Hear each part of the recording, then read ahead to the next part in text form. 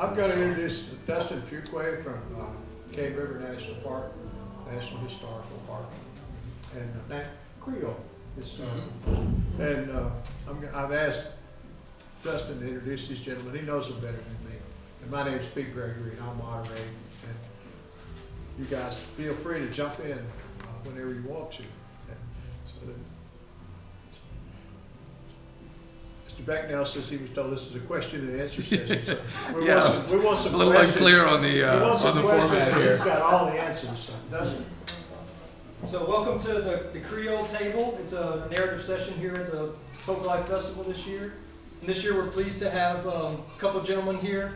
Dr. Jack Holden, who is an expert in colonial Louisiana furnishings and a great furniture collector himself and the author of a very wonderful publication. And also Mr. Jean Becnel, from he represents Louisiana Rural Life Museum, and he's also a expert Creole furniture builder. So welcome, gentlemen, and thank y'all for coming. Sure. So, so off the bat, just to get things started, do you have any questions that you had thought of, and then we'll kind of go from there? Well, instead of me there's always the old question about what is it that you do, okay, and how do you do it, and when did you start? Okay. Well, as a craftsman, at 14, I apprenticed under a fourth generation. I'm sorry, you even told me that. That's fine. As a craftsman, you want me to just put it close here, or you want me to hold it? That's good? I don't know what's further to heart. Does that sound okay right there? Is that all right? I just hold it. Okay, so as a craftsman at 14, I apprenticed, I did somewhat of a formal apprenticeship, which is not something you really find anymore.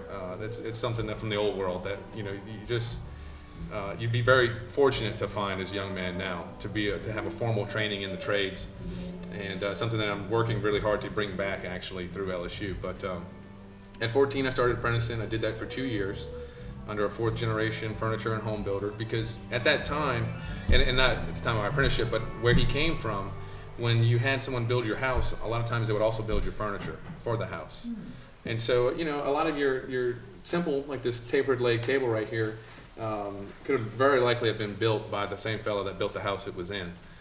Very crude construction techniques. Not to say that it's not a thing of beauty, but it's not a finer piece like an eboniste would build. The tapered, the cabriole leg table there, as Dr. Holden defines it in his book. So 2 years of apprenticeship. I was not allowed to use power tools at all. I was forced to use only hand tools, which at 14 is like a thing of terror, because you just want to play with those loud, noisy tools and create utter chaos. But he learned with hand tools, so he required me to learn hand tools. His name was Herman Wagaspak. I try to visit him as often as I can now, but it gets difficult with life, So 2 years after that, I started building furniture on my own. Kind of graduated from helping him and holding pencils to building my own stuff. I still have the first piece of furniture that I made about 20 years ago, and I'm proud of all the flaws on it, because that was where I learned. I can point out all the problems that are with the table, and there's so many things that I just did wrong that I would never think of doing now, but that's how you learn, by making mistakes. So that's, I went on, made a career pretty much out of building furniture. It's always been something I've done at least part-time. And I moved to St. Louis about 8, 9 years ago, made a living building furniture there. And then one day just decided that I couldn't do it anymore. I hated it. I just decided that there was no part of it I liked. And by this time I had incorporated all the large shop machines into my shop, the big planers and table saws and band saws, and it just suddenly didn't appeal to me anymore. I sold off everything. I moved back to Louisiana, took a job as a fireman and a paramedic, and then decided I wanted to do woodworking again, on a small scale for my house. Started using hand tools because that was a small scale thing, and then that's when I realized it was never about the furniture for me, it was about the journey. So the process of building the furniture. And that's really where my love for furniture is. It's in the process of. So for me, what I do now is it's more of almost a forensics type thing, where we, study the furniture on a level where we can learn about the craftsman. So no more for me is it really studying just the piece from a distance and the appearance of it, but it's trying to get intimate with the piece in a sense of, understanding the tools that person had and how they used them. So then we can kind of reverse engineer that furniture and help to pass that technology down to the next generation. Because when when power tools became available, it was a great thing, and people stopped using hand tools.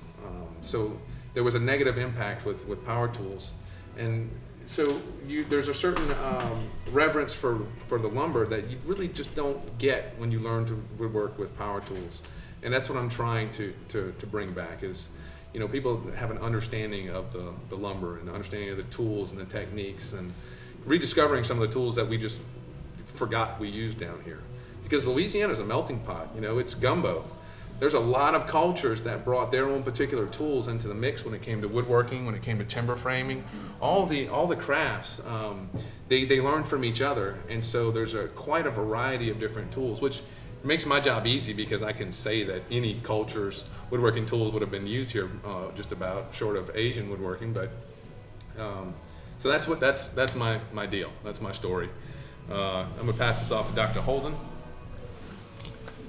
I'm a retired physician, and our connection with the furniture started with collecting the furniture, and my wife and I started collecting when we were first married, and when we couldn't afford to buy a modern kitchen table, we would look at antique shops, and we stumbled upon a very good piece of Louisiana furniture, which we purchased, and that was like getting an addiction, and we became very serious about the furniture.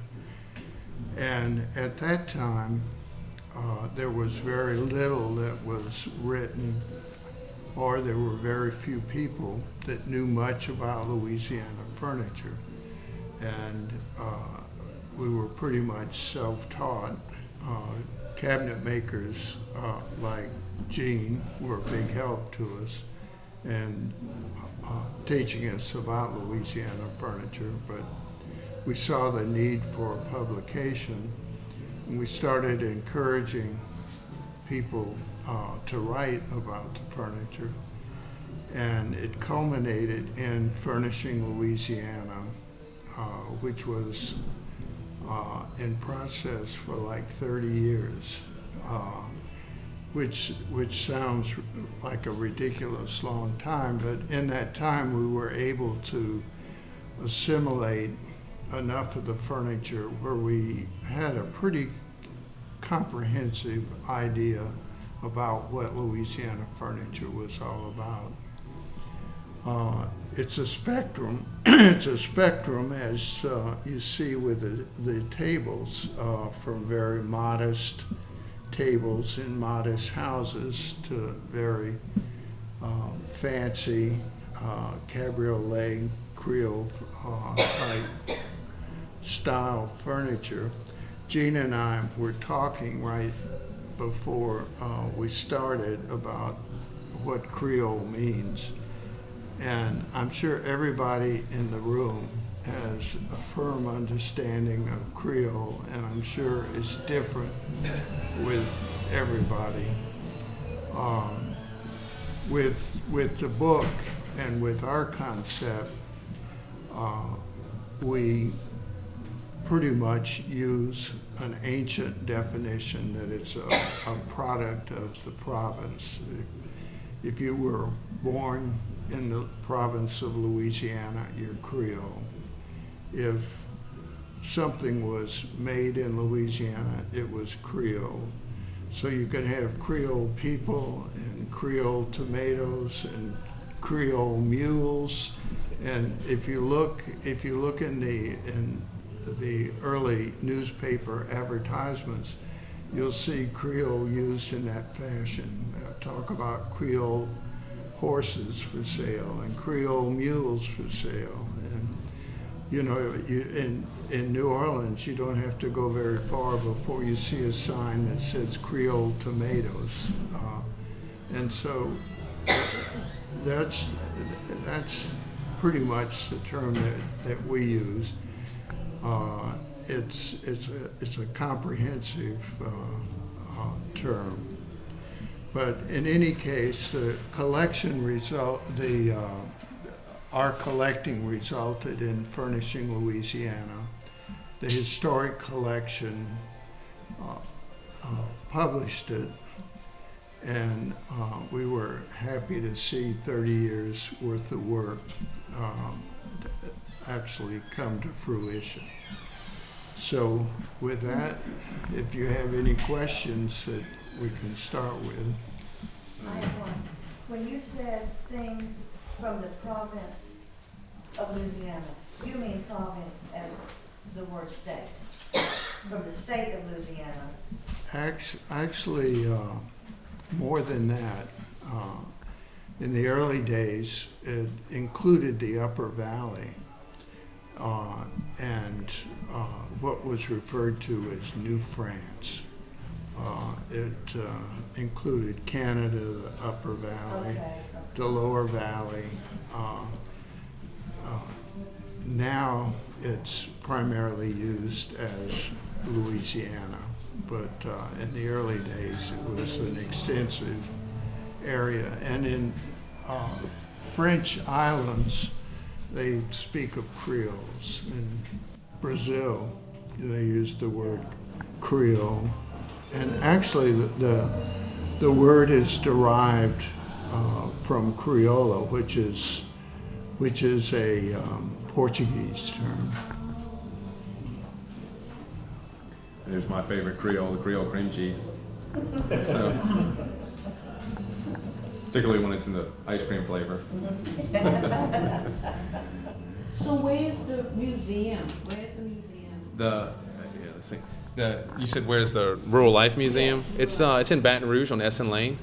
And if you're familiar with where Our Lady of the Lake Hospital is, it's right next door. It's it's 400. It's nearly 450 acres of property, and it's just a big green space in the middle of Baton Rouge. If you look at it on satellite image, it's really impressive. You don't realize how big it is. Well, it's primarily ag research, and then there's the museum, which is about 50 acres of historic buildings. There's some 30 historic buildings out there, and what I do there is I'm a preservationist, and so I take care of the buildings. And then the other stuff is kind of on the side, the furniture building and the instruction and things like that. So it was a good fit for me. When I told you I got back to woodworking, I got completely buried in it, and and it was too much. I had a 1-year turnaround on work, and I was getting to where I was starting to think, oh, this is becoming a job again. And so I went and talked to the director of the museum. I had done some stuff with him in the past, and he was more than happy to hire me as a preservationist for out there. So I unfortunately don't get to do much furniture building. The last real piece that I built that you would consider an eboniste work is actually that table there, the one there. That's all hand tools, obviously, and it's about 60 hours of labor in that table. But Dustin. Question for you, Sean. What are some of your favorite collections that you've worked with, like in terms of repairing old furniture and even making new furniture? Honestly, he asked what was a favorite collection of furniture I've worked on. I really haven't done repairs to historic furniture. I leave that to David Broussard. Dr. Holden knows him well. He's too good at it for me to step in on him. What I do though is I study the pieces.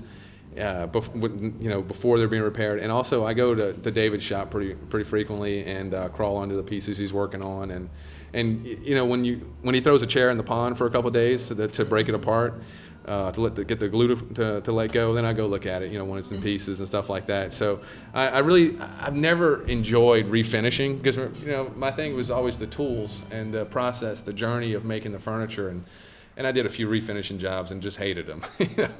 So if I can help it and not repair old furniture, I stay away from it. There's a few pieces I've worked on at the museum, for the museum, more along the lines of this, the tapered leg tables, that not something I really need to bring over to David Broussard, so I'll go ahead and do it. But I try to let people do what they do best, and so that's why I just don't even dabble in it too much. But I'd rather build it from scratch to begin with. But any other questions? What is your favorite material to work with, wood-wise? Well, I'm obligated. He asked what the favorite material to work with was, in a sense of lumber. I'm obligated to say cypress because because I work in South Louisiana. But to be honest, I really don't discriminate. I enjoy working with cypress. But Dr. Holden and I were talking about earlier. I was building a copy of this table, and I would have brought it had I finished it. But it happens every time I do demonstrations that no matter how close I am to finish with it, when I show up, I get to talking and demonstrating the tools and everything. Which, by the way, I'll be back out there after this session if you care to come see the tools. But the old cypress, so if you get the reclaimed cypress, it's beautiful and it's really nice, but it's really difficult to work with. So I like the way it looks at the end, but I try not to use it if I don't have to. I do like walnut a lot, and I like cherry a lot. They're both difficult to work with, but they both they also have their plus sides to working with. Hardwoods are generally easier to work with from a hand tool perspective, because softwoods have a tendency to just smash and tear, whereas hardwoods keep real crisp lines and sharp edges. So it makes my job a little bit easier. But is that kind of? And I deal with furniture. I mean, lumbers that were used in Louisiana furniture, for obvious reasons. So, do you have an input on that? I do. The earliest woods that were used in our furniture was cypress, of course, then walnut and cherry. And particularly walnut. Cherry came in somewhat later, but much to my surprise, the walnut and cherry were floated downriver from the upper valley. There's not a lot of walnut in Louisiana that can be used for the furniture, so great rafts of these woods were floated down from the upper valley. Mahogany, which is the classic wood. There's been an entire book written about it, which I'd recommend. The name of it is Mahogany, if you're interested in woods. But in any case, mahogany didn't come in until fairly late. The earliest reference that we had for mahogany piece of furniture in the inventories was in 1760. But at the end of the 18th century, it was very popular, and the finest furniture was made out of San Domingo mahogany, which is now depleted. It's very hard to find. But in any case, I became interested in why mahogany. Cherry is as beautiful a wood and takes on as nice a finish, but why mahogany?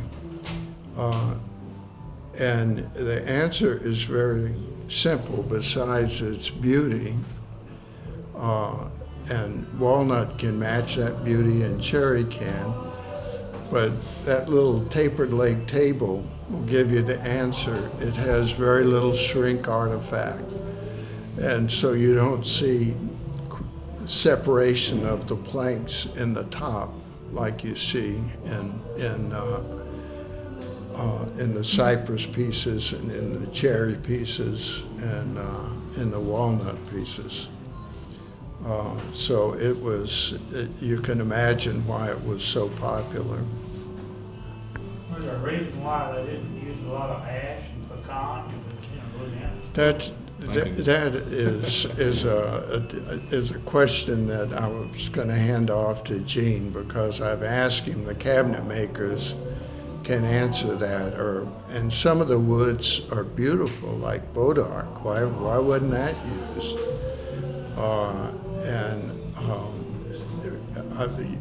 You just don't see it in the inventories, but there's a practical reason for it. He asked why we don't see pecan, and what was the other lumber? Ash. You do, well, you see a little bit of ash later on, but for Louisiana furniture, you don't see pecan and Bodark and everything like he said. It's too darn hard. It's too difficult to work with. If you've ever, you don't see live oak either, Because live, The pecan has a real problem with shrink artifact. If you know anyone that has built cabinets, kitchen cabinets out of pecan, they'll tell you that the shrinkage is really a problem. and the other problem with pecan is that it's basically a honeypot for bugs.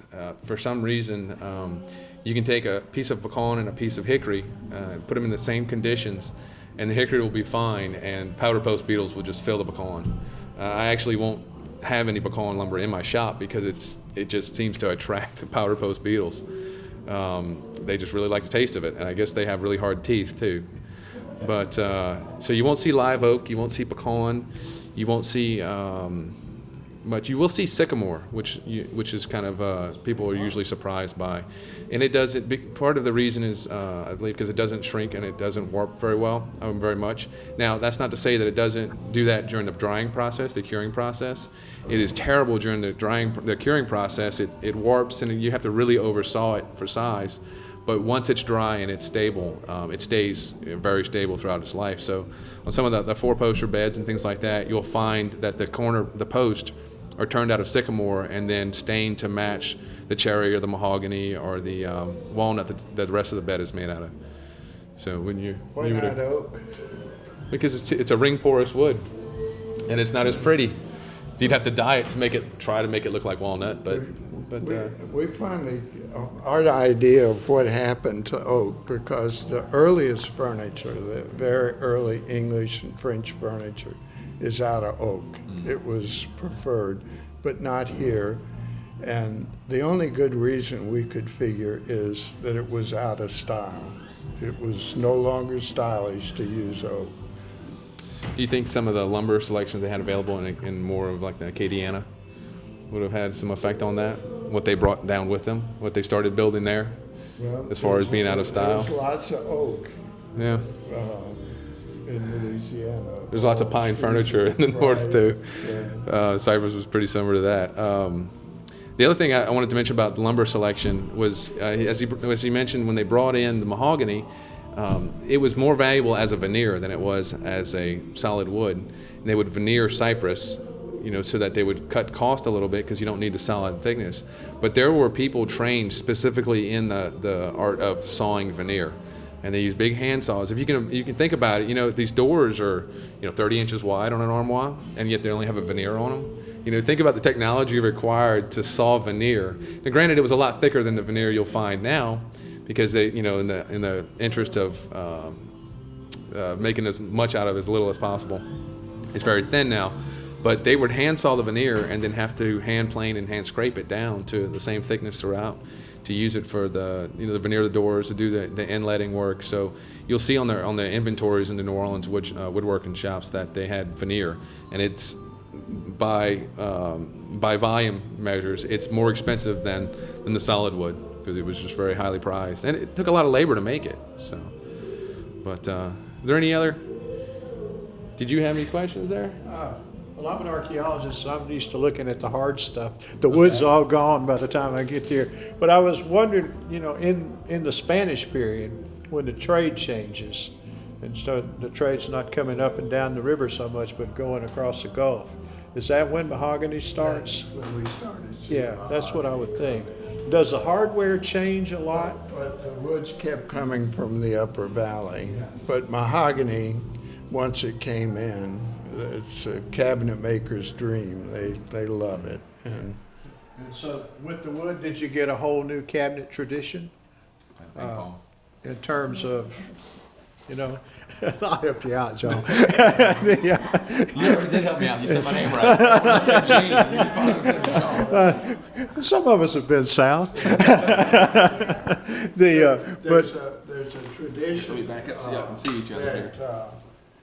that developed, where a whole style developed, which we labeled as the Creole style. Mahogany is a big part of that. Now, that question I find intriguing. I don't know what role mahogany played, but, obviously, it happened with mahogany coming in during the Spanish. Well, we've been working at George Avery's back there. We've been working for several years at Presidio Los Adais, which was a Spanish fort west of here, and you get clinched nails and you get things in the Spanish tradition further west, when we see them in Texas, and see a different cabinetry style in New Mexico and Texas, and certainly at Los Adais we get it. And in some of the folk furniture in the Spanish-speaking communities northwest of here, we'll get little horn chairs, with bent horn chairs, all done with hand tools. And but I don't see that in South Louisiana. I don't see that in the rest of the Creole furniture traditions. And I just wondered if maybe we miss seeing it down south somewhere, or something else happens down there. It's a whole different direction for things to move in, you know. Well, in the Spanish-centered in New Orleans, it was primarily an administrative group of folks. It wasn't a large influx of Spanish people, speaking people. The Canary Islanders And didn't break. so, and it was not large numbers of people, and they were south of New Orleans. But we see very little influence in the furniture that we can relate to the Spanish. The one exception to that is the butaca chair, the Botoc chair, which is very Spanish looking in origin. But as far as influence on the tables or other pieces of furniture, we just don't see it. Well, we get a lot of hardware. We get drawer pulls and hinges that are all made by local blacksmiths in the colonial period that are in the Spanish tradition. I've always wondered, you know, what did these things attach to? What did the furniture look like that they came off of? And we find a few folk pieces here that are made later, but we're always curious about, especially about the drawer pull things. There's a thing called an iga, which was used on saddles and bridles to keep away the evil eye in Spanish culture. And a lot of the drawer pulls look like igas. We can't always tell whether it's a drawer pull or an iga. And so I keep wondering about the furniture. We get locks and other things, but we don't seem to have here around Natchitoches and Cane River. We have basically Creole furniture like you get further south.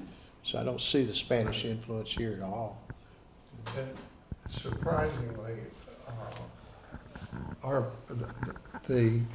the earliest of the furniture is from where? Guess where? From Natchitoches. And in the book, we have pieces that were found in Natchitoches. One unfortunately burned in the last few years in the Kate Chopin house, and burned with the house. But there's a Spanish tool called a rope maker. Are you familiar with that? Taravilla. Right. Yeah, Taravilla. Yeah, they're here.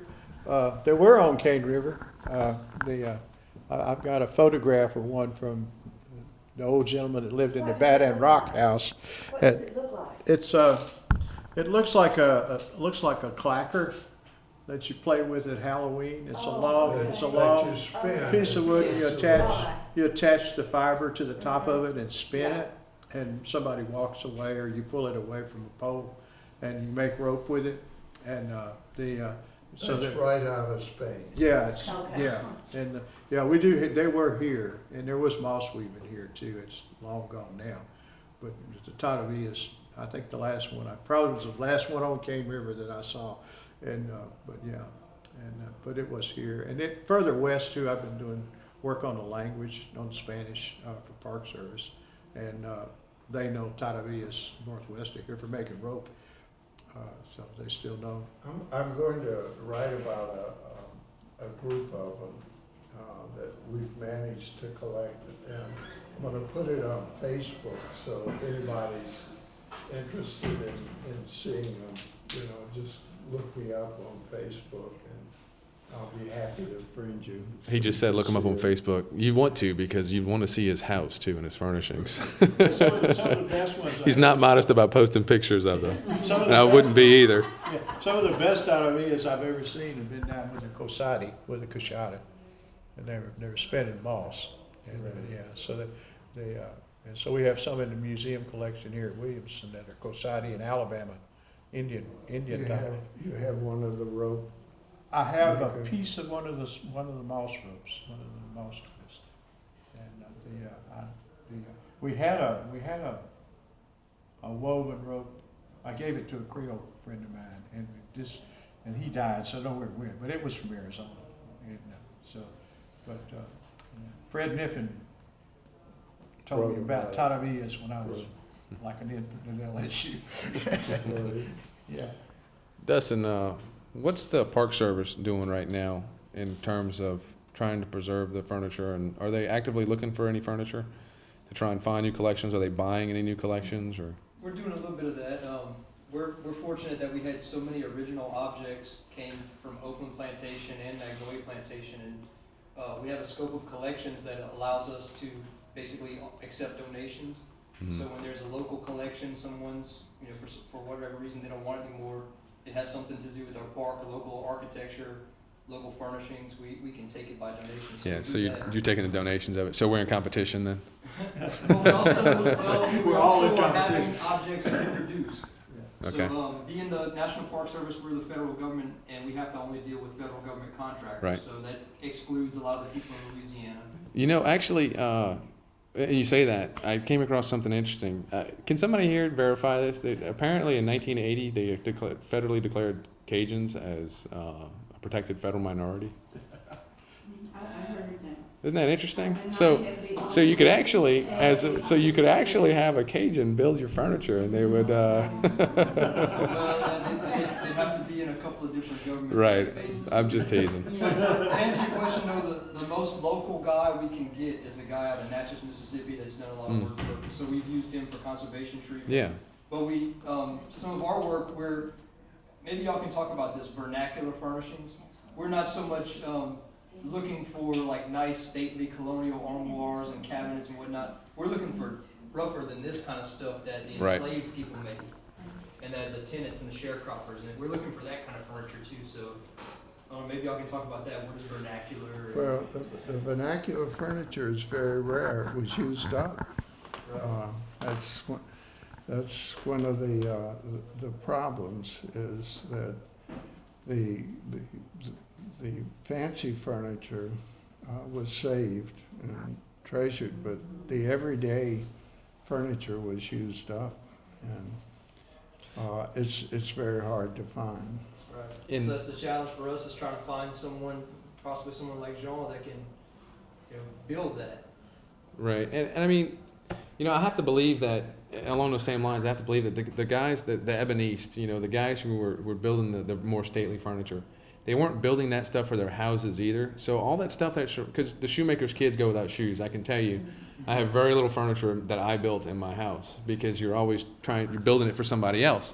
But so what we have left of the nice furniture is the stuff that they built for somebody else, and that's what dictated what was being built. And that's kind of what I was saying. What I'm getting at is back to what you were saying about the Spanish influence on stuff.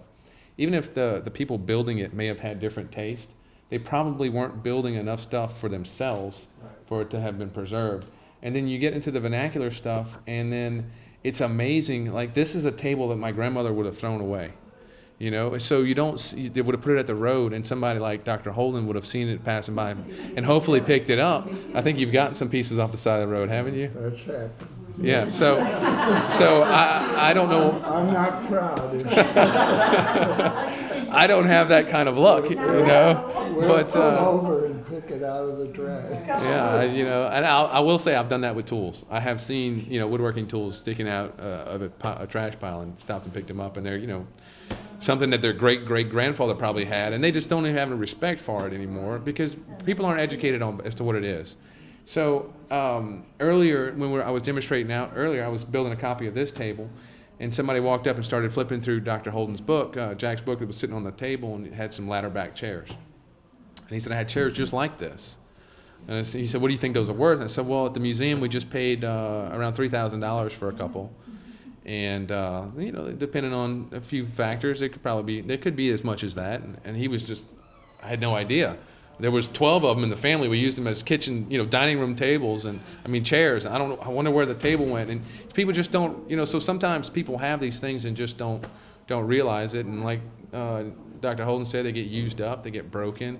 Because tables like that were used for everything. If you see the old kitchen tables, they have all the slash marks in them from butchering on the kitchen table.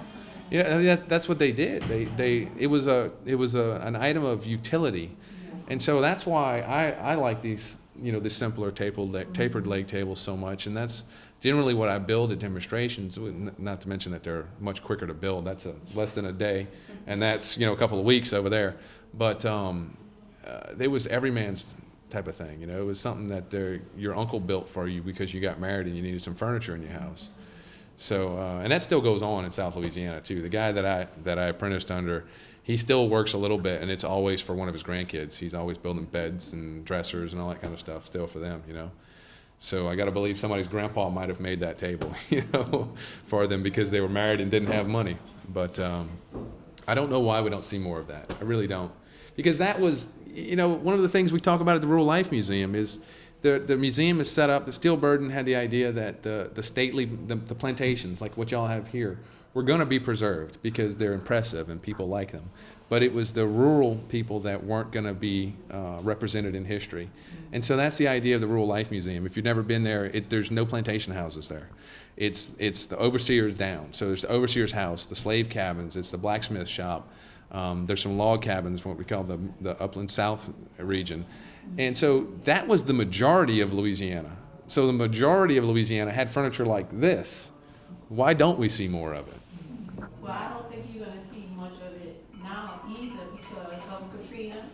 Right, that is, yeah. My grandparents. Yeah, Hurricane Katrina and events like that, for the last 200 years Right. have certainly played an impact on that. My And grandparents had a house in Mississippi, Mhm. and like you growing up, not knowing why and what, and in studying my grandparents' background, found out that they were from South Carolina and Okay. Georgia. So my grandfather sold coal, and they got married when she was 16 and he was 18, and they moved the furniture to Mississippi. But most of the furniture in the house, he made it. Wow. And then he had that little side, now I looked it up, it's called a dog trot. I didn't know what that was. It's called a dog trot, and I saw all the furniture that he put on that side. But when he had children, the children were growing up, so on the dog trot side, he had all the old furniture, we call that the old side. And on the other side, it was the new furniture.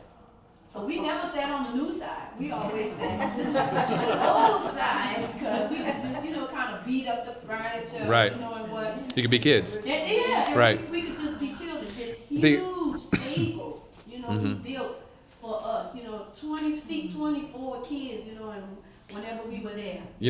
What you're saying, it's funny. When I mentioned that, I have very few pieces of furniture in my house that I built, and with the exception of a couple of things built my son's bedroom set. And I have a 3-month-old now. I have to build another set. But I've got some tapered leg tables similar to this in my living room. They're on each side there's one on each couch, and my 3-year-old will come in and put down a cup, and I'm just like, and it's silly because it's there's not going to leave rings. It's it's completely silly, but you have a different perspective on things. And so my 3-year-old, when he gets older, he'll probably have one of those tables, and he will, he'll be like, oh, Dad made that, But like my dining room table, you can tell where my 3-year-old sits because it looks like somebody used it as a butcher table, in front of his seat. But so stuff like that, as it goes through the generations, people just kind of lose an appreciation for things, but. One question. Always wanted to ask a couple of gentlemen like you this question. What is the What are we getting earliest into? piece of furniture that you can solely document in Louisiana?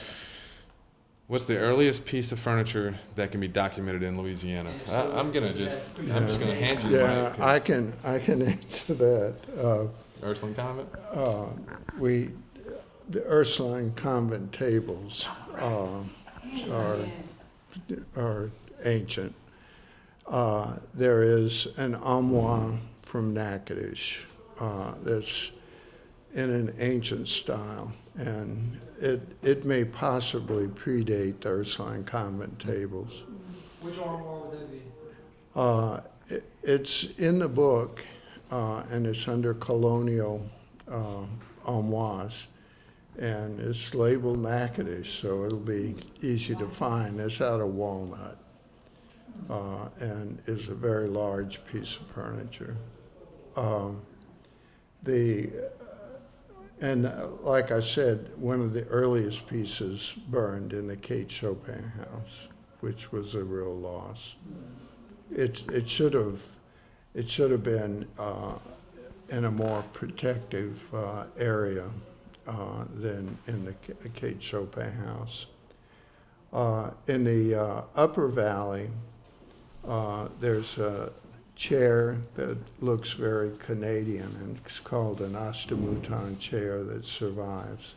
And there's also a diamond point armoire, which may be the earliest piece of furniture in the entire Mississippi Valley. And both of those pieces look very Canadian. And that's because the influences in the Upper Valley were strongly influenced by the French Canadian. Not the Acadians, but the real French Canadians. The piece you just mentioned, the diamond point, is it diamond-shaped panels? Panels, right. Yeah. You know, In joinery, what is your favorite or best? the quickest and easiest way to do it. No, Put things together. well, if you look at historic pieces, you're going to find that the joint that's there is the best joint for the job, hands down. It always is, unless it's a really rudimentary piece of furniture. And I don't consider this rudimentary. This is the person knew what they were doing. They built this table. Some of the stuff you see, like it's kind of what we would consider now somebody just slaps it together with 2x4s type of thing.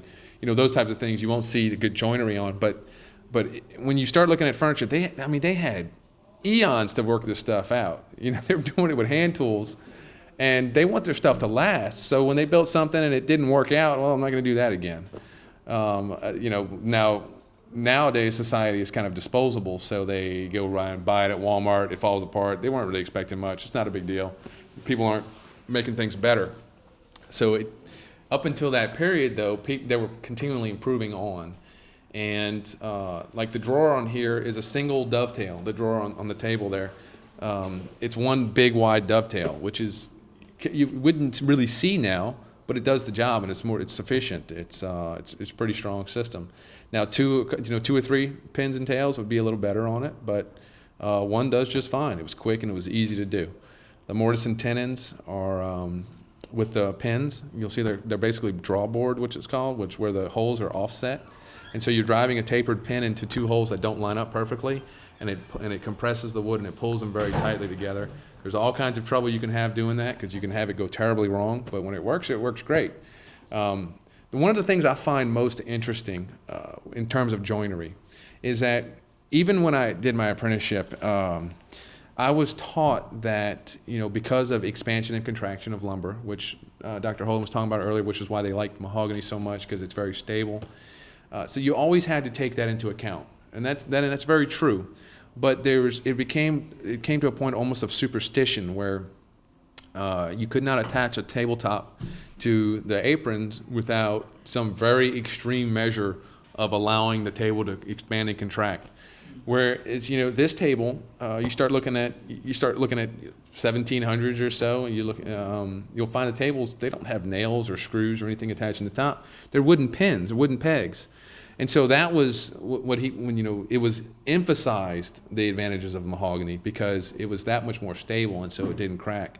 But this table's about 4 years old, the one that I have there, and it's got wooden dowels that go, and dowels is kind of the wrong representation of what's there, but it's tapered wooden nails basically that are driven through the top into the apron, and it's got plenty of them because that's how they did it. But those wooden dowels move enough to give it a little bit of slack, The mahogany's stable enough to not crack, and it's been in and out of air conditioning its entire life. Haven't had any issues. Now the two tables that I was joking about earlier about, my son puts a cup down or something on the table, those were built out of green cypress. I split the lumber out of a green log, let them dry for about a week. So the moisture content of the lumber was still incredibly high.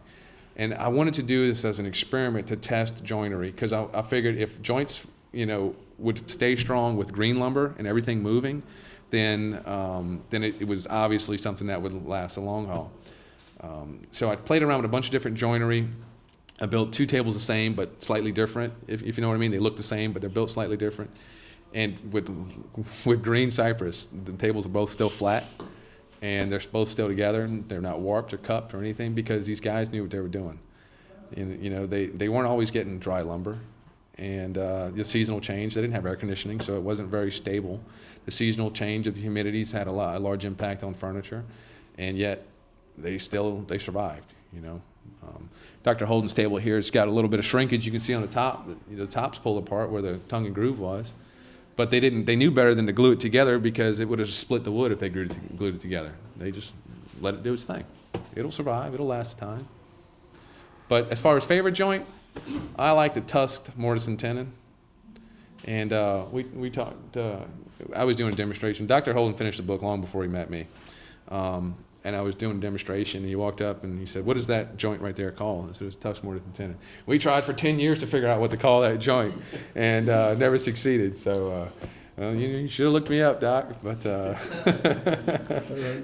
The cabinet maker is very important in writing about or learning about furniture. I wanted to say something about favorite joint. My favorite joint is the butterfly joint, or it's also called a bow tie or a Dutchman joint. And it, as far as we can tell, was used by only one cabinet maker in Louisiana, and we were able to identify an entire style of furniture by that use of the butterfly joint. And as an aside, we nicknamed him and wrote about him as the Butterfly Man, because he liked that joint. I was walking on Front Street last night and peeked into Mr. Olivier's furniture that is displayed there on Front Street. And sure enough, he has butterfly joints on the outside where everybody can see and enjoy a butterfly joint. Yeah, but that's actually, it's a good, well, first off, they're trying to run us off here in a minute, but the joinery then was a thing of utility. The joinery now, a lot of times, is something that people show off, and I love when somebody comes through and they're looking at furniture that I'm making, or the demonstration, and and I can see it in their eye. They got this twinkle in their eye because, oh, I see he did that wrong, or that's a little bit overcut there. That doesn't fit just perfect. It doesn't look like it came off a machine. And when I started this, I was extremely, I don't know, there's probably a medical term for it, but I was, I was so particular to details. And without describing that the way I want to describe it, because we're recording it, but very, very true to details, and everything had to be perfect, and I almost made myself crazy making things perfect. And then I got into the historic stuff, and I started going, wait, nothing's perfect. Everything is, done quickly. And then I became obsessed with making it not perfect. And I was driving myself crazy trying to make sure that nothing was perfect and nothing was square. And I think I kind of fell into a little bit of balance now, where it turns out how it turns out. But people have this expectation that, the true master woodworkers, they cut these dovetails and they're so perfectly fit. No, they didn't. They did dovetails because it worked. It was a thing of utility. And, it's funny, though, to kind of bust those myths and things like that. You see that a lot with old furniture. But I think they're closing out. Any other quick questions to finish this out? I'm sorry, this was not prepared in the way that, had I known, I would have gotten up here and maybe even done a slideshow or something. But, so